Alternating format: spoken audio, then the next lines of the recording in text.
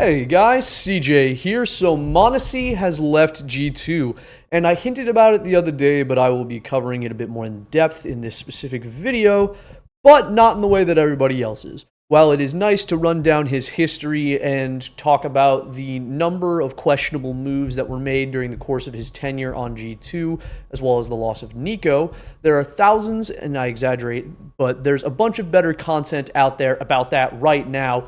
Hell, HLTV yesterday just put out an episode with Swanee where he kind of goes into detail a lot of the management decisions during G2's time of greatest success.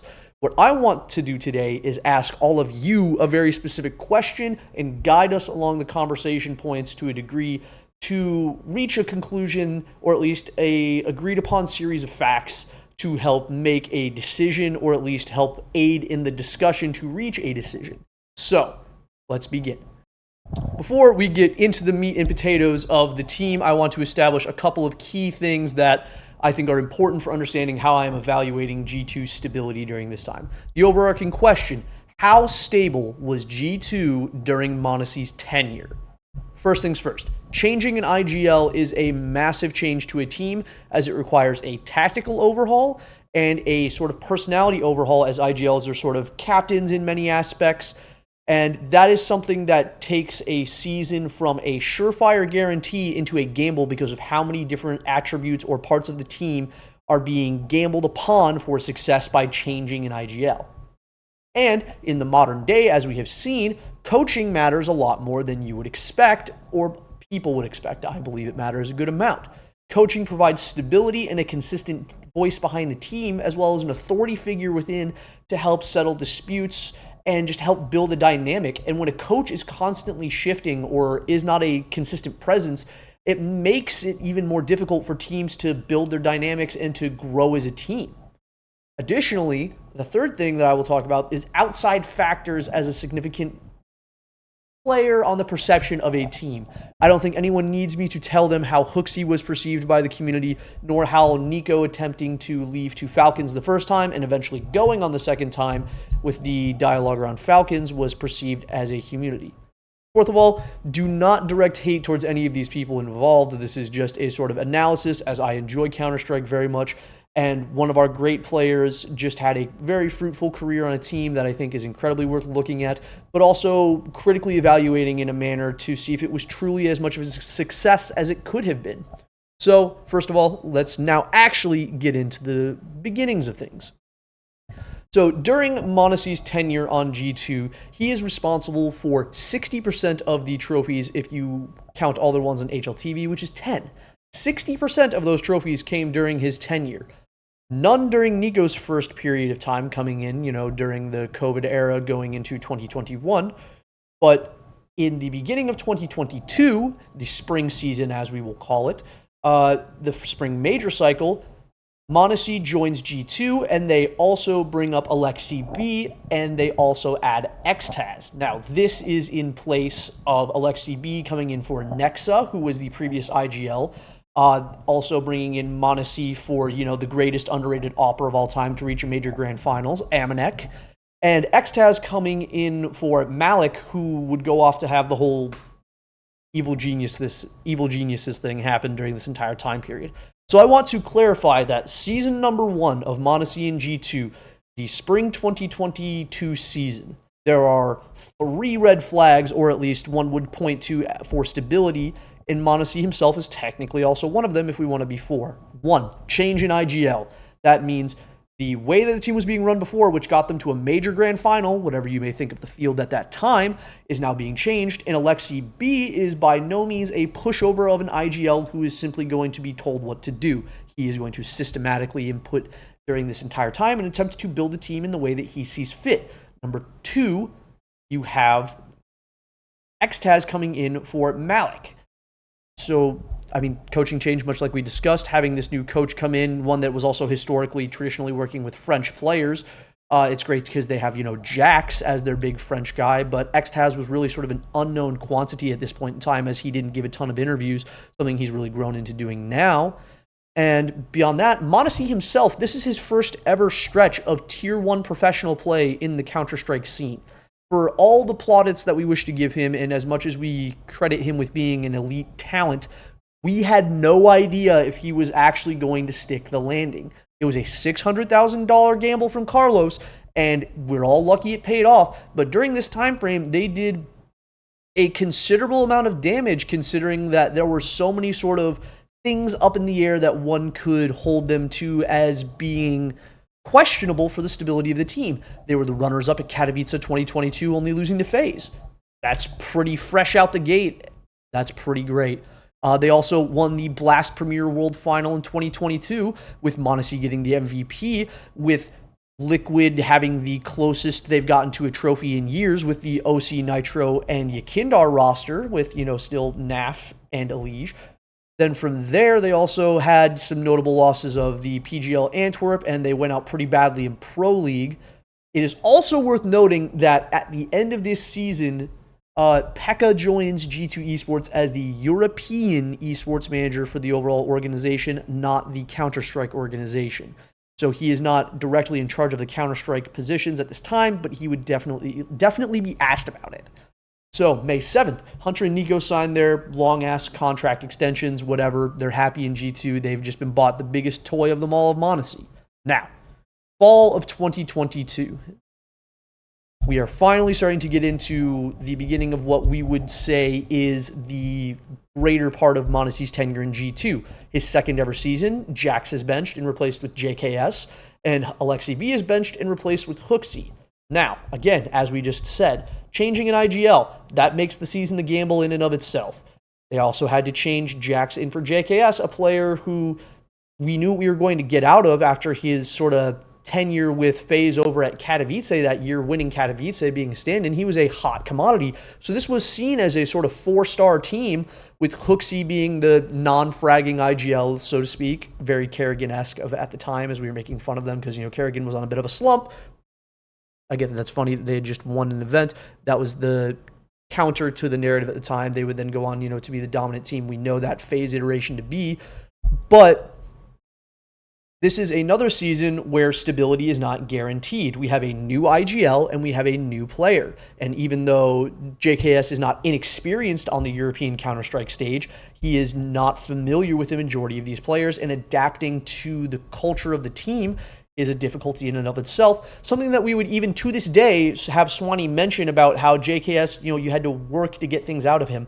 So there was an even more unique adoption period there for them, causing instability in the team. And Hooksy had never IGL'd on this level with this level of talent before. He had been in Copenhagen Flames playing with Danish friends and had proven stability there, but just such a huge hike up, no one knew how that was going to go. So now you have another season of gambling on m0NESY's second season in the G2 roster. It's also worth knowing that this is the season that IEM Rio would happen, the team that pretty much every single team, the major that every single team would pretty much fail. And yeah, that's quite something. And pretty much after all of this, Xtaz leaves in the middle of this season in October, so not exactly the middle. But he is then taken over interim coach. Swanee steps up finally, but you'll see in the visuals, Swanee doesn't show up until the next one. It's just easier for visual clarity to do that. But additionally, there is an administrative change at G2 during November of that year. G2 Esports part way with their then general manager for Counter-Strike, which Pekka then takes over. So Pekka is now in charge of the Counter-Strike division entirely, so to speak. He is the head of it, the general manager. No, so he's not the head of it, sorry. That's a misspeak, but he's now the general manager directly of Counter-Strike. He's not someone who's being asked about these moves. He's the person asking about the moves. Now, 2023. This is the year that many would very clearly state as the best year of m0NESY being in G2. It was the year of their dominance. They had their win streaks. Xtaz is, replaced by Swanee as the coach full-time. Swanee is coaching them through all of these events. The team has no roster changes beyond Swanee stepping up into coaching, and Swanee was already the assistant coach. So it's not that much of a stability change, as we would say, but it is still a learning experience for Swanee, as he had never coached in the full capacity. But during this time, they would win IEM Katowice 2023, IEM Cologne 2023. They'd come into second place at the Blast Spring Finals. They would have multiple MVPs for Mondesi and just have a generally fantastic year with win streaks in there as well. And even making the legend stage of the Paris Major, which was again a disappointment, as you know, many people would contest the field of the Paris Major and Vitality's win, very much like Rio. It's one of those majors with an asterisk around it, but it is still worth noting that they were pretty dominant during this time. Then everything kind of just goes tits up. You know, you have the spring of 2023, which is, you know, Swanee's first full-time being coach, but there's no changes in the roster itself. There's some stability. Fall 2023, they have the Cologne victory. There's still some questionable results. You know, there's still some major issues, but the team still has competition at the highest levels. Then, out of nowhere on November 21st, JKS gets benched and Nexa returns from OG. This is, you know, end of the fall season 2023 going into 2024. Then on December 11th, they would go on to sign Taz to be the head coach, which would be questionable. You know, Swanee may not have been experienced, but he was their coach during their most successful period. So already enough of a huge question mark. So going into January / the spring season of 2024, we have all sorts of asterisks and red flags crossing the team. We have a new coach. We have a new anchor coming in who was previously an IGL of this team. So even though he already has pre-established dynamics, he's playing a different role. And that can sort of, you know, further isolate someone who may not have been in the team before. And anyone who watched during this time knows that Nexo really struggled individually.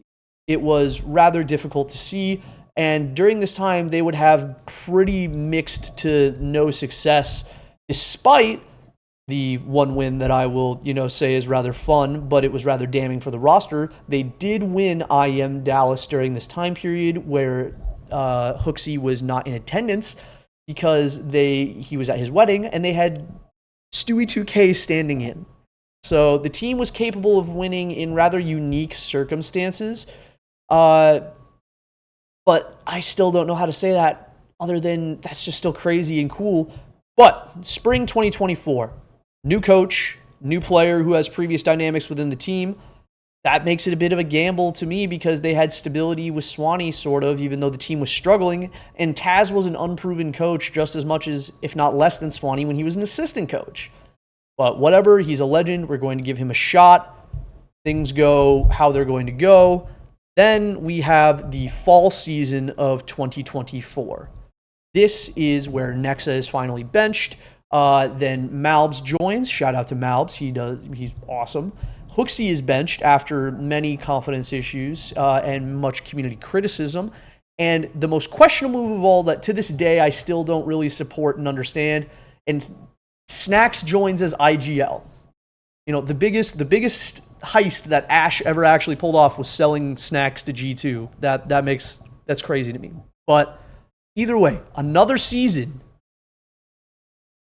new coach or coach halfway in transition, still learning, new IGL, and new player to the elite level of Tier 1 Counter-Strike. Now, Malbs on M80 had gone up against G2 before and had tasted Tier 1, but he had not played consistent Tier 1 Counter-Strike ever before, and while he would go on to show that during the season he is deserving of doing so, that is a gamble in and of itself for what is, at this point in time, the final season that Nico is going to be in the team. Because Nico had already been come after for Falcons the year before. They had already asked after him and he had turned them down. And now it was the whispers coming out that he was going to go. So we have our new updated roster of Nico, Hunter, Mondesi, Malbs, and Snacks with Taz coaching. And they would go on to honeymoon period the hell out of the fall season, picking up the Blast Fall Final and the Blast World Final. And they missed the Cologne playoffs. But for all intents and purposes, for what was a gamble season and for what people would say was a uncertain move, 2 trophies is a pretty decent success, even if it is not to the point of the video of the team being stable. But now we enter spring 2025, where we are currently. Mondesi has now left the team, And after Nico has also, scratch that. Nico leaves the team, Heavy God comes in and joins. The final roster that m0NESY is a part of for G2 is Hunter, m0NESY, Malbs, Snax, Heavy God, Taz coaching. Now, Heavy God is another gamble player, which I get you have to always make a gamble, but he was kicking butt and taking names, being stable in G2, OG, and Endpoint before that. Or sorry, not G2. Cloud9, OG previously, and then Endpoint before that. But he was a stable guy that was a safe bet, but still keeping around Snax, someone who at this point there was massive uncertainty around despite the successes. This season could be marked as a gamble, but I would say that it is the safer bet. But it is still, you have the potential. You've already lost Nico. Nico was the thing that kept m0NESY around and what excited him the most. They have their brotherly friendship. And to now be competing against him, you have to do everything you can to keep m0NESY happy or your team is going to fall apart. And instead of replacing Snax with a IGL who was on the market, Shuhei, you keep Snax and now you have lost m0NESY. It is notable that the only event that they did really well at this year was PGL Bucharest, making the grand finals, which they would lose in a very convincing fashion to Falcons and Nico. So it is incredibly interesting, especially with on April 14th, whatever, m0NESY finally leaves for Falcons, and we are at the end of his sort of timeline. So, taking a look, and now speaking more generally, at everything here. This isn't all the details, this isn't hyper perfect analysis, but I think it is not unreasonable to say that a majority of the time that m0NESY was in G2, his rosters were not stable. They were taking bets on IGLs. They were changing coaches. During this entire time frame, some organizations didn't change coaches once, and yet G2 is changing them all the time, and they're changing IGLs constantly because of the Nico IGL narrative and being unable to find success within the system and whatever reasons. Then when they finally find some stream of success, they come and knock it out from under themselves by removing, both their coach and one of their players who was key to that success. JKS overperforming in his roles was key to this roster's success during that time period, and it led to this slow, choking death. And there was potential that, they keep saying all these statements that if we wanted to keep Nico, we could have. If we wanted to keep XYZ, we could have. Well, after spring 2022, with Snax being the way he is, or fall 2024, wow, massive misspeak, but after fall 2024, you're losing Nico. How in the hell do you not pull out all the stops to do everything you can to keep m0NESY, even if it's already a gone deal, or at least use m0NESY's temporary status within the team to try and attract some other talent? Now, other baseless speculation. Why the hell does no one want to join G2? I want to remind everyone that during this entire time frame where G2 is going through roster changes, MOUZ has gone from a farm team to a competitive top 5 team in the world. Spinks is the type of player who should not be signing for MOUZ, but should be signing for G2 in replacement for Nico, because he's not Nico, but he's damn well as good as you're going to get for being on the market and for being practically not free, but being available for you to slam dunk into your positions. He is a resource-intensive rifler who will get you numbers if you put the money behind him. And he goes to MOUZ instead of going to G2. Shuhei goes to Liquid instead of going to G2. Numerous players who have, Jimfat chose to not leave MOUZ for Falcons or G2 to stay in MOUZ. There is something fundamental about the management of the team that is incapable of maintaining stability and attracting talent, and it has now cost them Nico and m0NESY. So I think G2 can still rebuild. They have the Hades move coming in, and my copium for that is that I'm a big Hades guy from his time back in ENCE. And Hades also IGL'd for a bit in 9, right? So he brings a bit more tactical backbone to make up for what Snax is lacking. And if they eventually get rid of Snax and promote, say, Hunter to an IGL, which they've been talking about doing since 2022, that would be beneficial, I think, because it would bring up the firepower between Hunter and Hades. They can make IGLing work, I'm pretty sure. But who knows what the future of this team looks like? Malbs is now the big dog on campus, and I love the guy. He has the skill to do it, but they are crushing him with the pressure right now. And who knows what the future actually looks like for G2. I don't know if I got everything I wanted to say out in this video, but I don't want it to be too long. My video's been way too long lately. Other than that, what do you guys think about G2's roster stability? This is only covering m0NESY's time. This doesn't cover Nico's time remotely at all. You know, there was the year with, you know, the Amanek roster that I joke about that went to a major grand final. But both Nico and m0NESY have expressed their discontent with the management of G2 along with other people as they leave the organization. And looking at the lack of stability that they just weren't able to build any form of stability on top of two players that people would pay hand and foot for. How? How are you unable to attract players to play with them? How are you unable to keep players to play with them? How are you unable to get success when it is practically given to you? That is the question. And let me know if I am off base here. Let me know if I am completely smoking something. Let me know down below what you guys think. Was G2 more stable than I'm actually remembering? Was G2 better than I'm remembering? Or was every sort of result that G2 had during m0NESY's tenure the happy result of X Factor players overperforming on a consistent basis in a manner that only having 2 top 5 players in the world can get you on your team, as well as taking advantage of massive honeymoon periods from rookies such as Mouths? I don't know. Let me know what you think down below. I've been CJ. Have a great day, everyone. Been a hell of a ramble.